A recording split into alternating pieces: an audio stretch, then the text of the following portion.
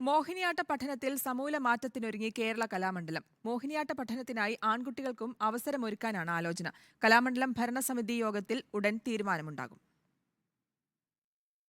വിവാദങ്ങളുടെയും വിവിധ മേഖലകളിൽ നിന്നുള്ള നിരന്തര ആവശ്യത്തിന്റെയും പശ്ചാത്തലത്തിലാണ് മോഹിനിയാട്ടത്തിന് ആൺകുട്ടികളുടെ പ്രവേശനം എന്ന തീരുമാനത്തിലേക്ക് ഭരണസമിതി എത്തുന്നത്. എന്തായാലും ആൺകുട്ടികൾക്ക് പ്രവേശനം കൊടുക്കുന്ന രീതിയിലുള്ളൊരു സംവിധാനത്തിനുള്ള ശ്രമം നടന്നുകൊണ്ടിരിക്കുകയാണ്. അടുത്തു വരുന്ന എക്സിക്യൂട്ടീവ് ബോർഡിൽ ഈ ഐറ്റം ചർച്ചയ്ക്ക് വെക്കുന്നുണ്ട്. കലാമണ്ഡലത്തിന് അധിക ബാധ്യത ഇല്ലാതെയാണ് പുതിയ സംവിധാനം നിലവിൽ വരിക. 8 മുതൽ PG വരെ മോഹിനിയാട്ടം പഠിക്കാനുള്ള അവസരം നിലവിൽ കലാമണ്ഡലത്തിലുണ്ട്. 8ാം ക്ലാസ് മുതലാണ് അഡ്മിഷൻ.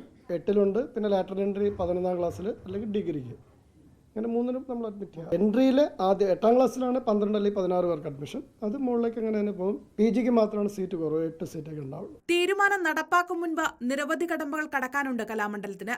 കരിക്കുലം ഉൾപ്പെടെയുള്ള കാര്യങ്ങളിൽ വിശദമായ ചർച്ചകൾ വേണമെന്ന് കലാമണ്ഡലം അധികൃതർ അറിയിച്ചു. റിപ്പോർട്ടർ, തൃശൂർ.